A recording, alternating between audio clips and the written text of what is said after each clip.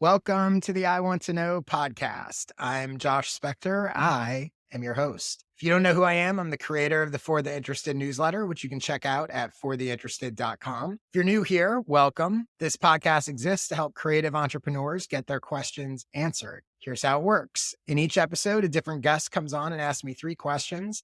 We have about a 10-minute conversation about each of them, and that's it. No fluff, lots of actionable tips and strategies that both the person asking the question and you can hopefully put to use. So let's get right into it. Today, my guest is Alicia Johnson. Alicia helps communities and community-centered organizations prepare, respond, and recover from disaster. You can learn more about her work at twolinchpinroad.com and through her newsletter, Ready for Anything. As an emergency manager with 2 decades of on-the-ground experience, she brings connection and peace of mind to those she works with. So with that in mind, hey, Alicia, welcome to the show. Hey, Josh, it's good to be here. I'm happy to say you are my first disaster expert. This is Hopefully your different. last too. Right, exactly. But it's always good. It's always good to have a relationship with a disaster expert because you never know when you're going to need one. You're gonna So, need one. yeah, especially these days. So, for everyone that's listening, don't worry, we're not just going to talk about disaster preparedness. Alicia's got a bunch of questions about her business. We're going to talk a little bit about podcasting, and we're going to talk about proposals and how to sell services and consulting services to people. So, I think this is going to be very relevant, even if you have no interest in disasters. Let's jump into it. What is the first thing you want to know? Yeah. So, my first question, as we've already established, I'm an emergency management consultant and I sell primarily to B2B and B2G type of areas in a very specific niche. Mhm. How do I, or even should I, start and market a niche sector podcast? So tell me a little bit about sort of the work you do. So who hires you? What do you do for them? How does that work? Just so we have some context before we get into Yeah. the It's podcast. a great question. So I work with all layers of government, all the way from local, county to the federal government, focusing specifically on disaster preparedness, mitigation, public information, helping communities and their organizations prepare and recover, respond from disaster itself. That can look anything like help us build a plan Mhm. to help us figure out how to talk about disasters without scaring people to how do we integrate more effectively our threats and our hazards and our resources, and what does that look like if we were to if we were to be impacted by something Mhm. tragic.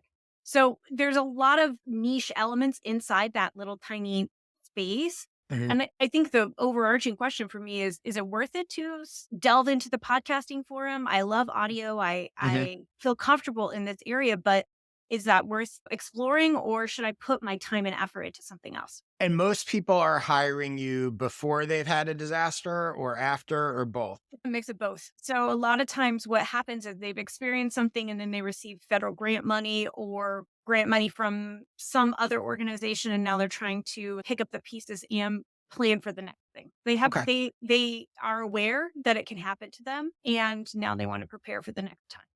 Okay. So let's start here. So if you're thinking of starting a podcast, why a podcast? What are you hoping to get out of it? You mentioned that you're comfortable with audio. So okay, maybe that's why you're saying podcast. And I know you have a newsletter, but obviously there's a million options. There's YouTube, there's all sorts of stuff. But what would be the result you're hoping to get from the podcast aside from I want to launch it and I want people to listen to it? What do you want it to lead to? What would success Yeah, look like? for me. I think I really want to have very open conversations about what is happening inside the field right now and how Mhm. we move the ball forward. That we can't in the 21st century, we can't approach disaster management the way we've approached it in the 20th century and previous. We're not in Mhm. the days of civil defense. We're in a completely different era now, and we really need to approach that and have that conversation fully in a Mhm. public forum. And I think podcasting allows that to happen in a very transparent and effective way. I think it could serve as a way of not necessarily educating the public about what disasters are and Mhm. how to prepare, because that's not the intention here, Mhm. but really to delve a little bit more deeply into what does it look like as a local government to prepare? What are the best practices? How are we moving that needle? Are we even concentrating on the right areas? Are there other things we should talk about? So, in my mind, really delving in a little bit deeper than what you can do with just words and having an Mhm. opportunity to talk to practitioners across the United States and frankly worldwide about how disasters are affecting them and how they are combating those every single day. Okay. So the first thing I would say in trying to decide like whether or not you should start a podcast, and this is not only true for you, but I think true for anyone in any niche, is there's overlap here, but getting really clear on what you want to get out of it. So there's a version of, and again, it may be multiple things, but even ranking them in priority order. So there's a version of it where you're like, I'm doing a podcast because I ultimately want to get clients out of it. That can happen in a variety of different ways, but that could be a goal, right? It could be a business focused goal. There could be another goal where this is really an educational tool for me.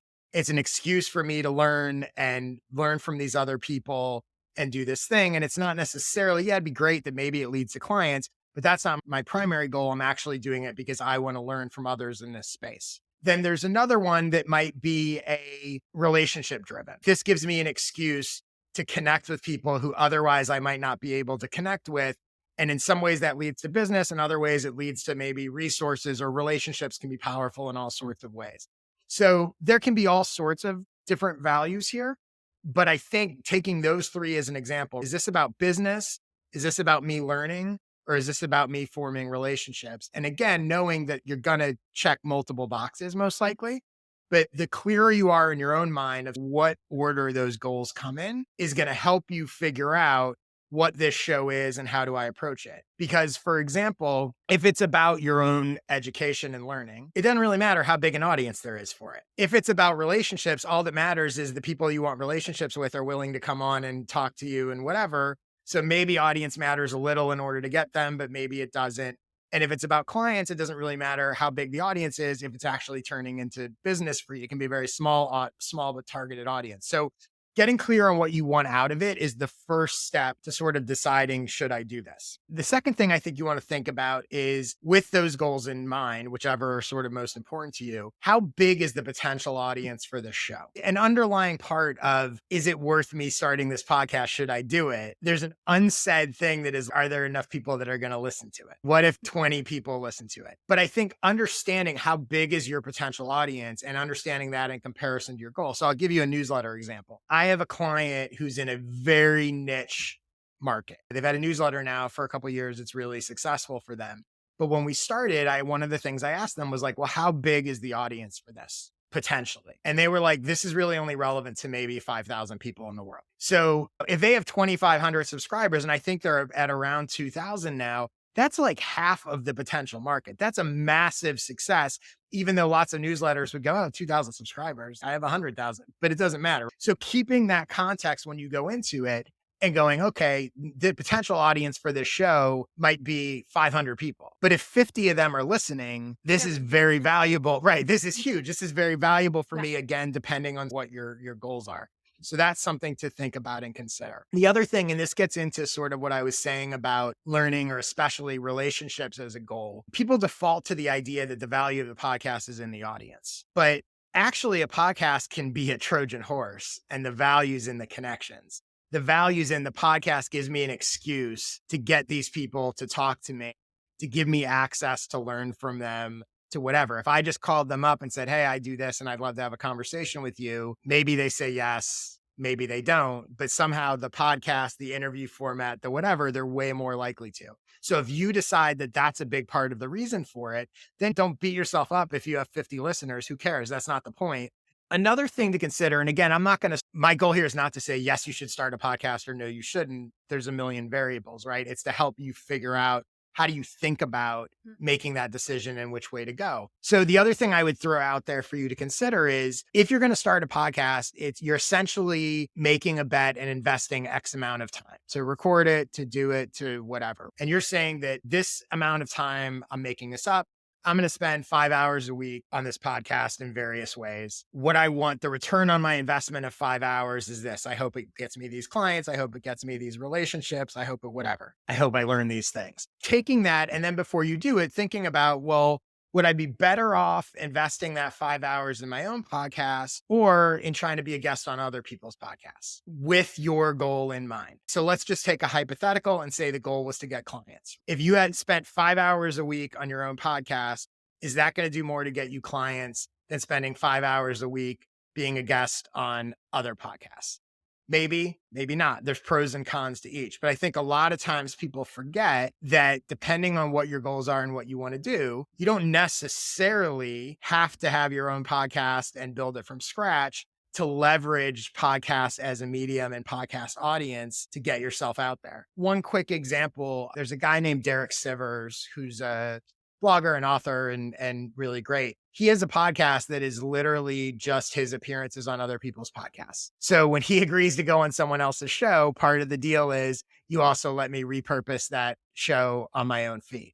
So instead of him sitting down and saying, I'm going to start a podcast of my own, and he has a big audience and all of that. It's a different dynamic, but he essentially realized, well, you know what? I have a podcast. It's just my appearances on these other shows. So there's a lot of different ways to approach it, but that's another question to think about. With all of that said, let's say that you've thought that through and you're like, okay, I am going to start a podcast. It makes sense. This is my goal and this is what I'm going to do it. So I'm going to give you 4 things to consider that I think anyone starting a podcast should think about. And again, there's no right or wrong answer, but I think these are key things to clarify for yourself before you get up and running. The first is there's a lot of different formats. A lot of people tend to default to I'm going to have guests on and I'm going to interview them and that's fine. But I think the key question here with format is, do you want the podcast to be a showcase for yourself or others? And this depends a lot on your goals and what you're trying to do. But so, for example, the reason why my podcast format is people coming on asking me questions as opposed to the opposite is because one of my goals is that it leads to work and subscribers and clients and all that kind of stuff. So me just having on other experts and interviewing them doesn't really lead people to hire me. It would be better because I could book big guests with big following. So I would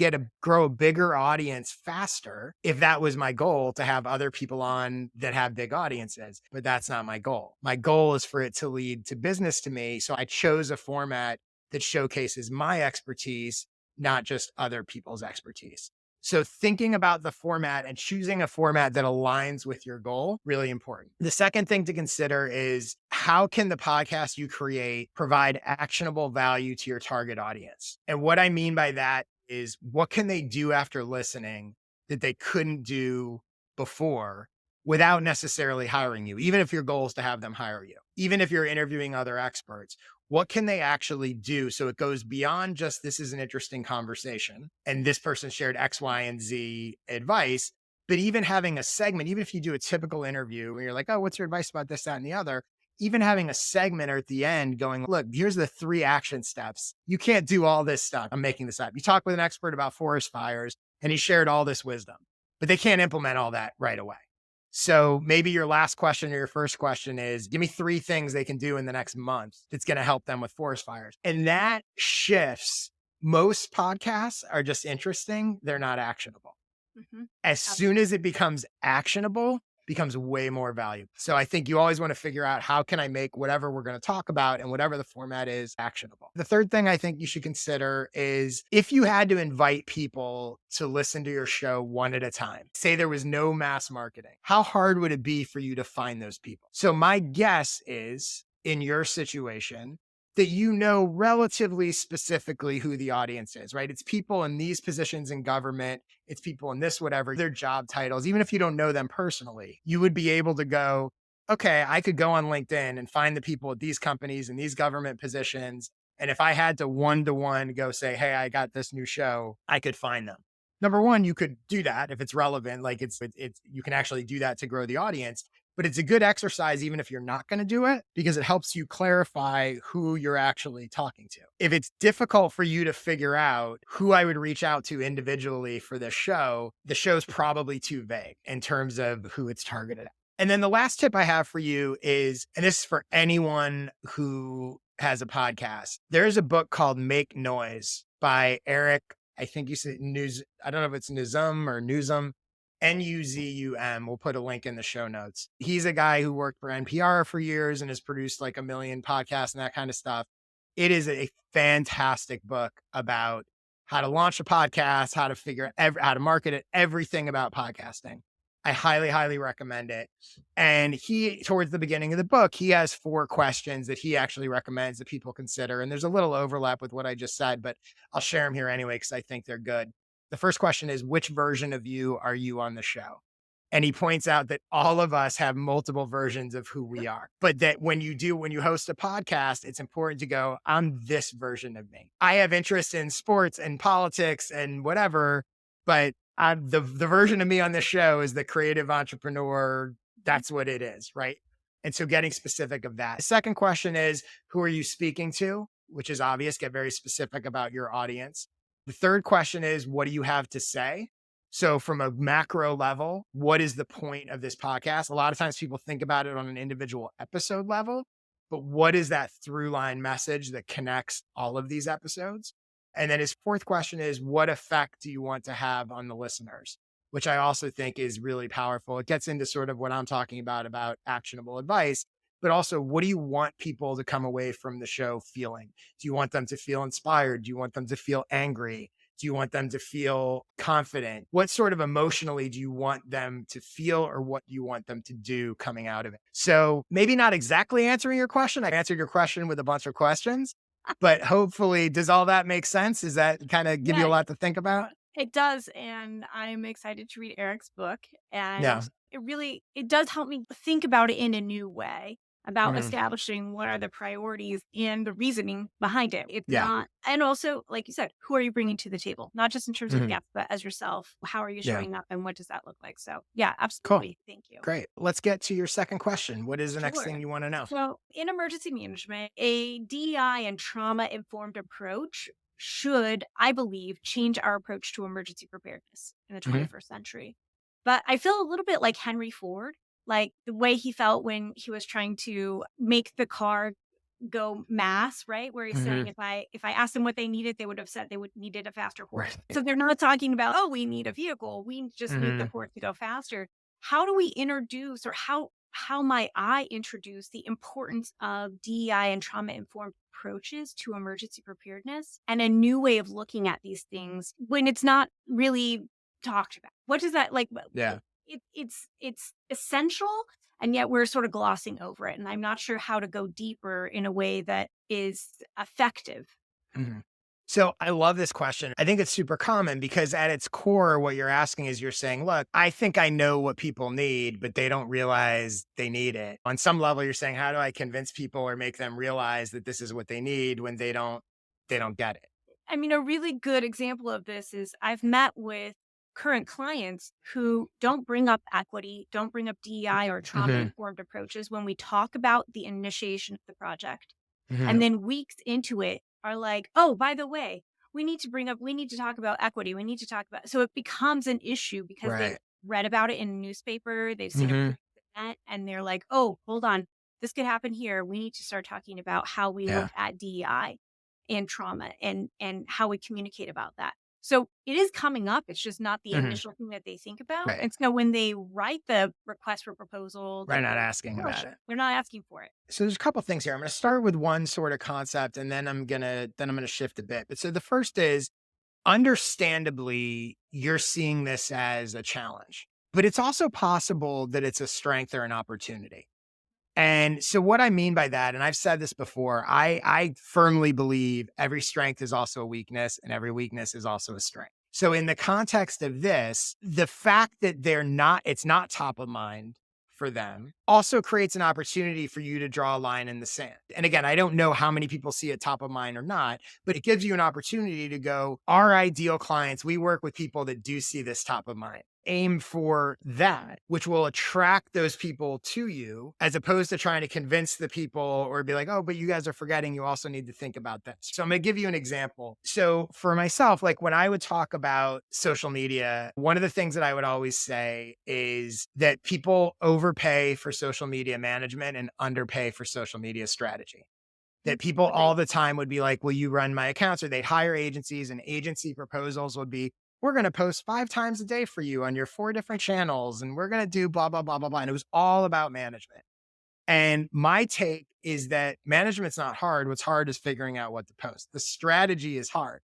If you get the strategy right, you could have some intern execute it. If you tell them what to post, the actual posting, the actual management is not hard. Now, not everyone's going to believe that, because there's lots of people that are like, but I don't want to do the posting. I want someone to do all the posting for me, and that's fine, but that's not me. right? Like I'm not in that game. So by me putting that out there, I wanted people that resonated with that idea, that were like, you know what? I think he's right. Strategy is more important than the management. And I'm paying this agency a whole bunch for management, but they're not big on strategy, right? So it's a way of differentiating myself. So I'm not suggesting that you need to do this, but it's an exercise for anyone that finds themselves in that approach, is as opposed to trying to figure out how do I convince people or get people to realize this is important, depending on what the scope of the market looks like. Maybe you go, you know what? The people that I need to convince aren't really my ideal audience. My ideal audience, I'm going to play up the fact that I think this is a core component, and that's going to draw the perfect people to me more. Not saying you need to do that. And again, context is different everywhere, but that's one way to go. The other thing I would say, now setting that aside and going back to this, okay, how do I get people to acknowledge this? It's extremely difficult to try to convince people of something or change their minds, no matter what. Even if you're right, even if you're whatever, it's better to lean into what they already believe and position your offer accordingly. And so, what I mean by that is your pitch, your everything, you want to be focused on the result, not the tactic. So in this context, DEI, trauma informed approach, those are all tactics. And so they're not thinking, and the nice thing you have is they're not against it. It's just not top of mind for them, right? Because you're saying it's coming up later. They're not disagreeing and saying, oh, that stuff's, we don't need that. Maybe they are in some cases, but in a lot of cases, it's coming up down the line. It's just not sort of at the top of their list, right? So what Right. you want to do is you're likely aligned on the result that they want. So what you want to do is you want to lean into that result and then secondarily go, these things are going to help you get that result, as opposed to going, you need to think about these things. So there's a result. So like you tell me, DI and trauma informed approach, what's the result of them approach, having that bet, taking that approach, paying attention to those things? What's the result that that drives for them? How does it help them? I mean, it really helps them in building a more cohesive approach to community preparedness, right? Because they're Mhm, not just communicating with one part or piece of mhm, their audience. They're really thinking about the cohesive element of what it's like to live in that particular community, no right. matter what group you might Mhm, identify with. And then also, no matter what you've already previously experienced, right? Because we're mhm, now coming to a point where all of us have previously experienced a disaster. mhm. And so Yeah. now we have to think about what trauma, what preparedness looks Mhm. like when you have that experience informing your current choices and your current decisions. So I Okay. think that's the result that you're looking at. And Right. the approach, or a part of that approach, Mhm. is being aware of DEI and trauma. So let's go with that as an example. I would assume that almost all of your clients, when you say, what are the results you want? What are you trying to improve? What are you trying to figure out? That almost all of them would go, we want better community preparedness. Yeah, 100%.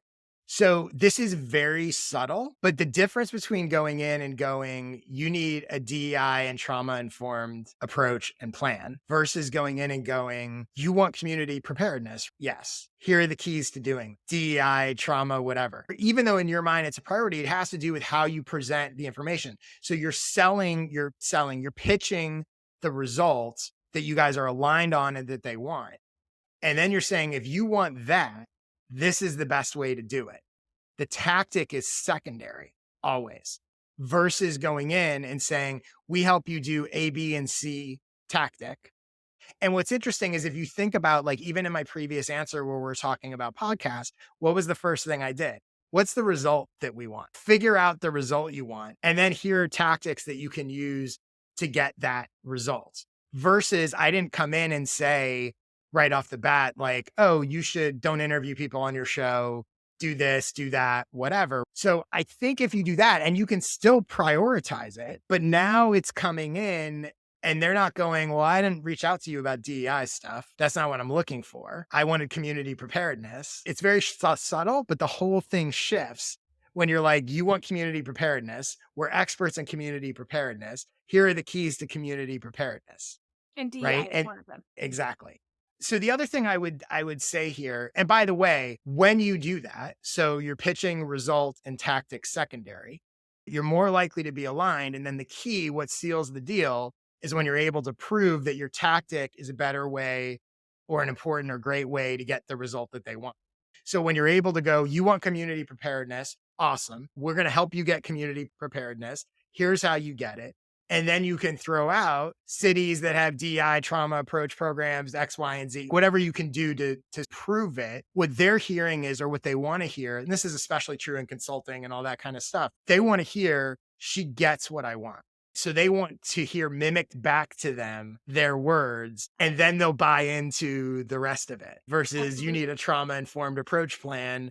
They're like, no, I don't. I need community preparedness. And now, even though you know that that's what it's going to get them, you're sort of misaligned. The other thing, it's weird. This is turning into a book recommendation episode, but I have another great book recommendation. There is a book, and it originally came out, I think, like in the 80s, maybe even before that, but it's a book called Positioning by Al Ries, Ries, and Jack Trout. Fantastic book. And even though it's older, it's still completely relevant. And it's all about some of what we're talking about here and how you position yourself. But one of the core points of the book, which aligns, what made me think about it was this conversation that we're having.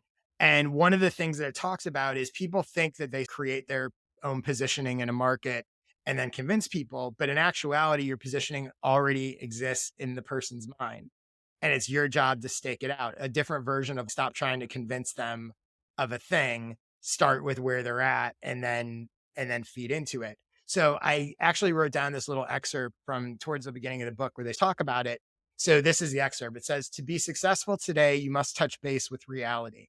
And the reality that really counts is what's already in the prospect's mind.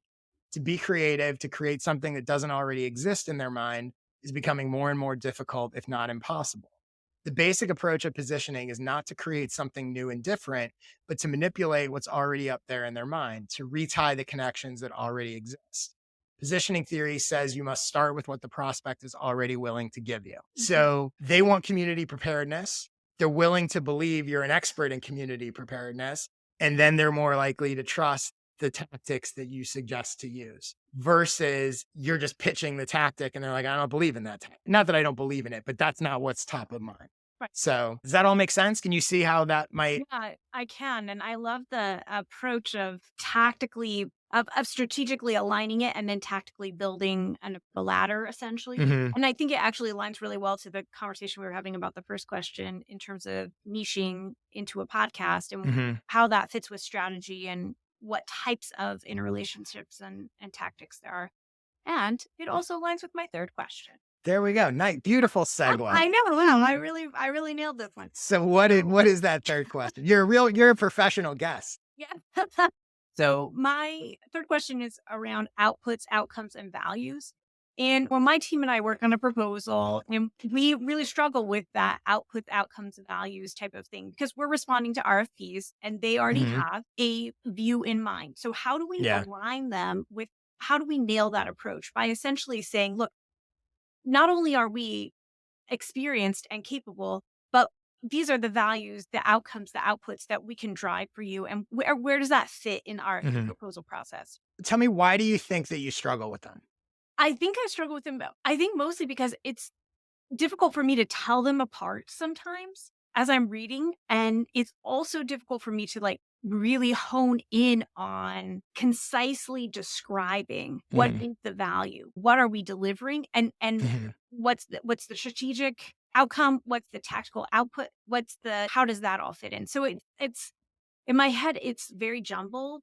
And mhm, I'm like, oh, I think we need all three of these things to make a really mhm, successful proposal, a successful response, not just to the proposal, but also to the mhm. project itself. But I find myself stumbling along in this area. How much of it is it, do you think, that it's trying to fit what you have in your head into their buckets that they've given you in the RFP? Versus, is it also a problem if there wasn't an RFP? I mean, maybe there's an RFP, but it wasn't specific. They were just like, send us a proposal. Do you find that you run into the same problem with the proposal you're creating versus filling in their blanks? So I think when I fill in their blanks, it's definitely more difficult because Yeah. I'm not the one who's writing it. I'm not the Right. author of the initial request.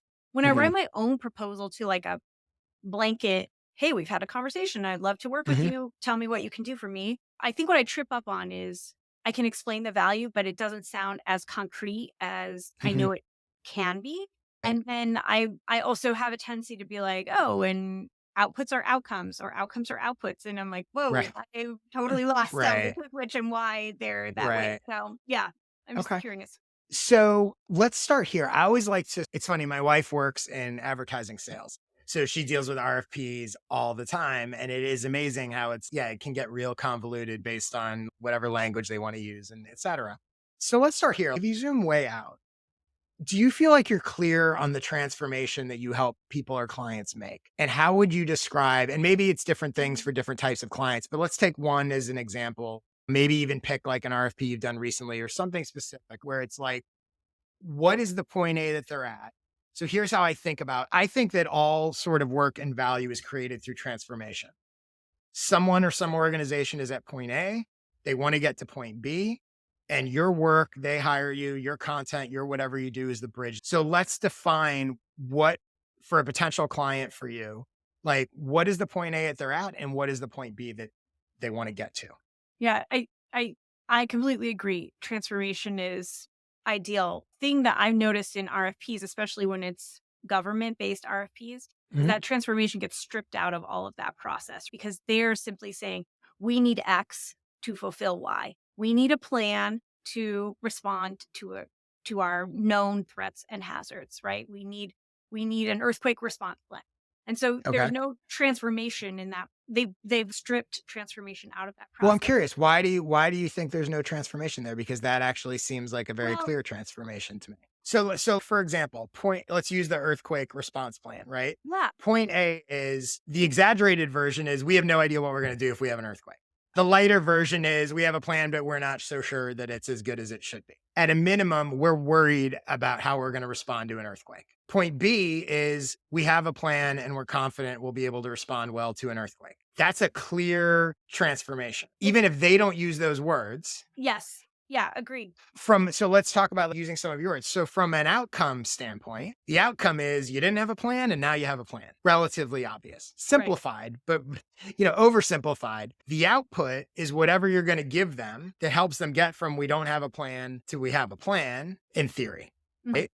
The Yep. value is not having a plan is going to be a disaster for X, Y, and Z, and it's going to cost us all sorts of money and all kinds of problems and whatever. And having a plan is going to save us all sorts of money and save lives and do all those things and help us get reelected. So to me, when you said it, it seemed like, okay, well, like that's a sort of clear point A and point B, but clearly, and maybe it's just because you're in the weeds, you didn't necessarily see it that way. So talk to me about that. Yeah, I think some of it is because we are in the weeds. And I feel Mhm. like the other part of it is that seems really simplistic. Is it that Mhm. easy? Am I literally like staring at the RFP going, okay, where is what they're really, like how do Mhm. we give them the quote unquote value that they're looking for, as opposed to, look, the value is you have a plan and that plan's going to make you more prepared and give you peace of mind.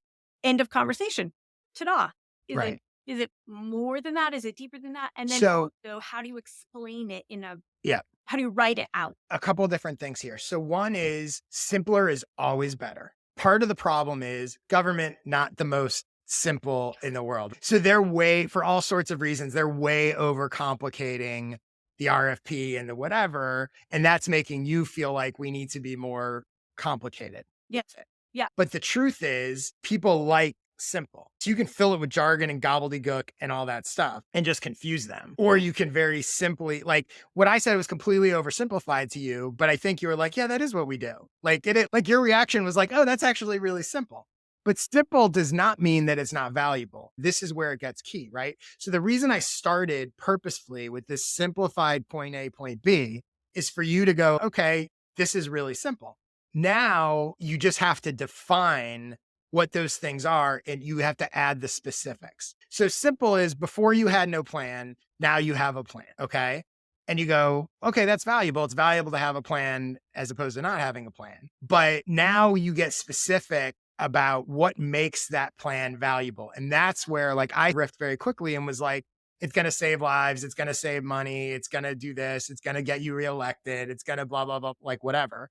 But each of those things you can get real specific. The average, and I don't know any of this stuff, but you would know it, right? Like when you have this type of a plan, it saves this much money.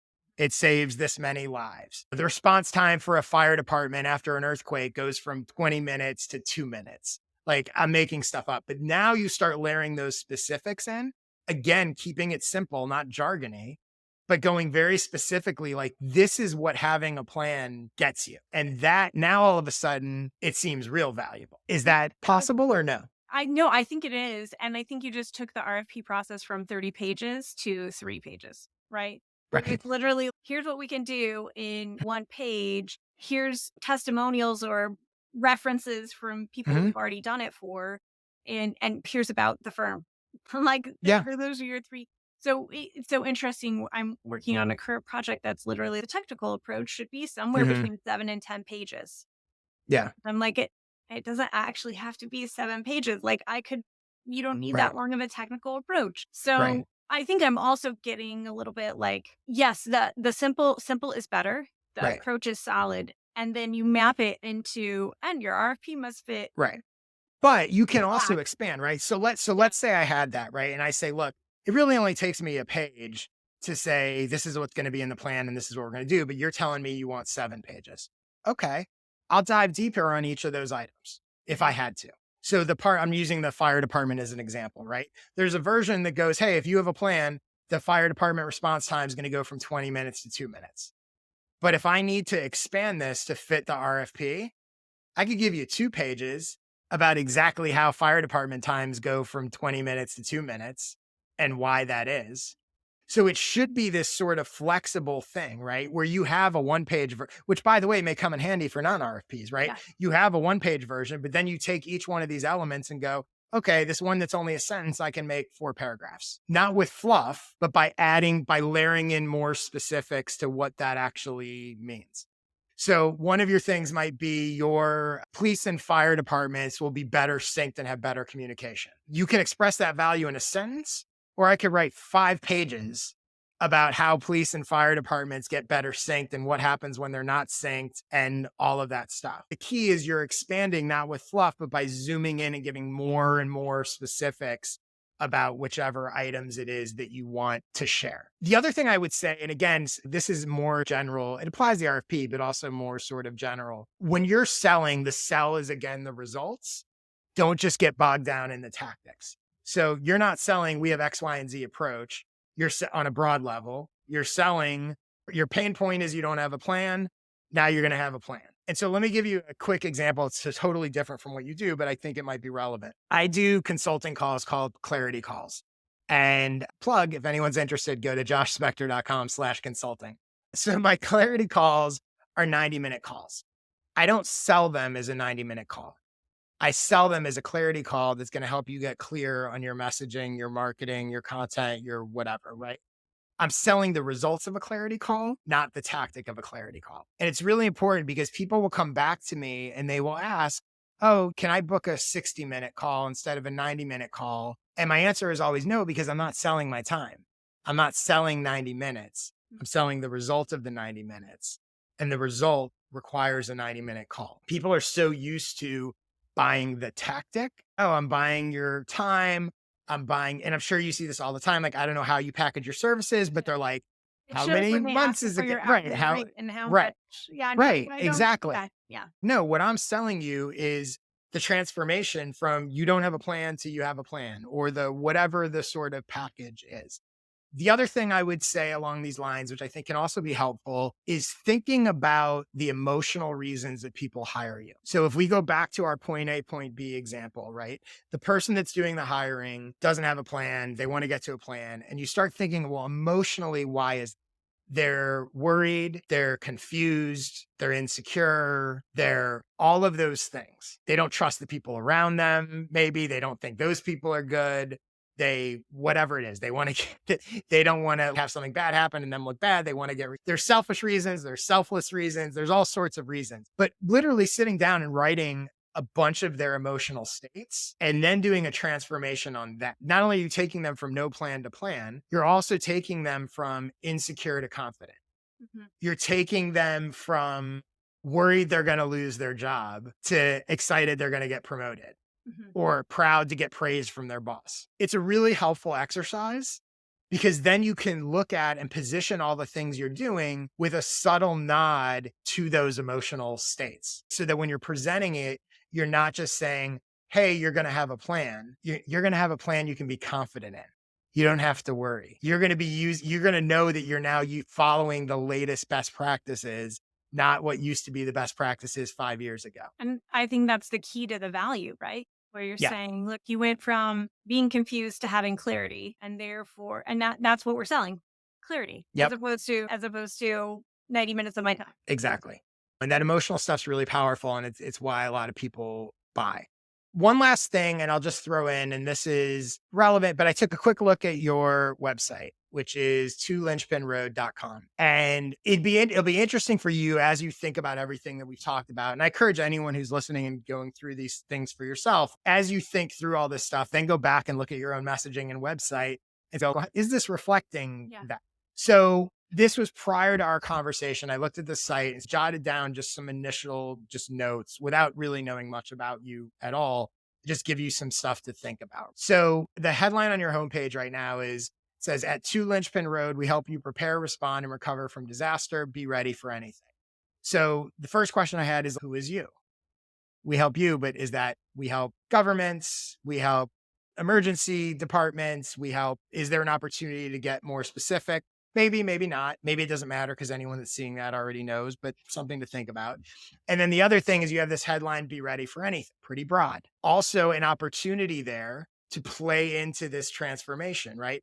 What you're saying, I know what you mean by be ready for anything, but you're really going from become confident that you can handle it as, are you sure you're prepared for a disaster? Here's your chance to be confident. Not a great line, but you can see how I'm playing up that transformation. It's there, but is there a stronger line Yeah, that it sort needs of a little more. indicates?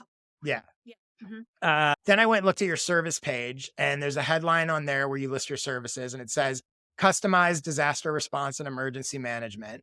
And then it says what we do best. The current emergency management and disaster response approach is broken.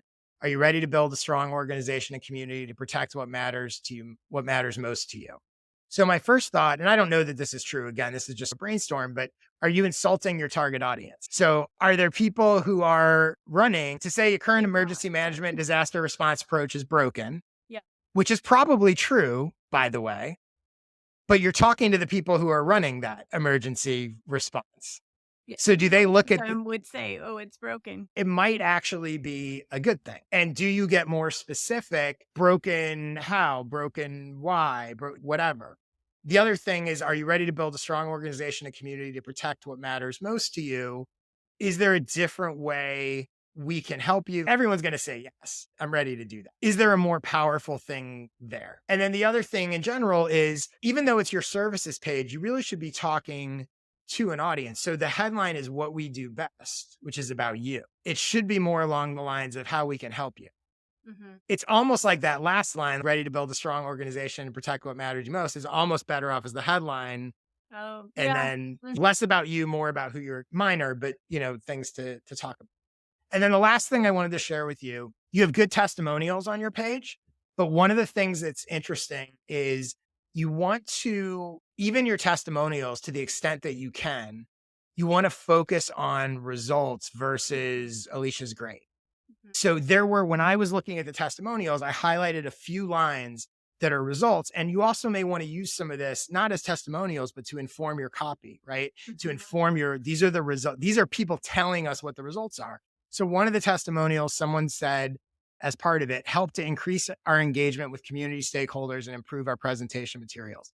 Those are concrete, specific results. What did I get from hiring? What do I get if I'm going to hire them? I'm going to get increased engagement with community stakeholders, and they're going to improve my presentation materials. Another one, we've sought to understand the nuance of the emergency management space and the feasibility of how new business capabilities integrate into that space over time. These are concrete, specific results. And I'm not even saying just the testimonial, but looking at your presentations and going, are we saying these specific things are going to happen? Because these are what our happy customers said they got. Another one, helping us understand where we need to strategically be in the future. These are lines that what are we going to do for you? We're going to help you, figure out where you need to be strategically in the future. And then the last one I pulled was Alicia's efforts will result in Crew's ability to provide education, outreach, and the sharing of best practices nationally. Are those results reflected? And then a lot of the testimonials are she was great to work with. She was so dependable. Mhm. That's way less important than like the specific results of this is what we got. And that's what you want to play up. Those lines I pulled from the testimonials told me more about what you actually do for people than a lot of the other stuff, just because they were more specific. Yeah, absolutely. Agreed. So cool.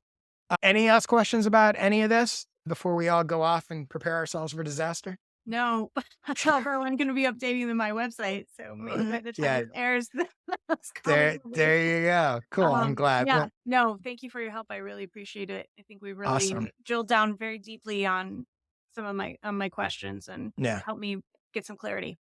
Great. Thank you so much for coming on. Thank you for the questions. I sincerely hope people don't get scared off by the disaster intro and listen, because I know the stuff that like we talked about here is relevant to so much of my audience, because I just know I hear the same stuff all the time, which is why I wanted to have you on. Speaking of which, if someone else out there watching or listening to this would like to come on, go to joshspector.com/questions. You can submit 3 questions for me like Alicia did, and then you can wind up on here. It's a sneaky way to get free consulting in case any of you haven't put that together yet. Alicia, tell people where they can go to find you for all their disaster needs. Yeah, you can reach me online at www.2linchpinroad.com. Cool. And I'm my newsletter for theinterested.com/subscribe. If you are interested in a clarity call that I mentioned, joshspector.com/consulting. I'm on Twitter all the time at jspector, at least while Twitter still exists. And that's it. Thanks everyone for listening. Have a great week. I will see you next week.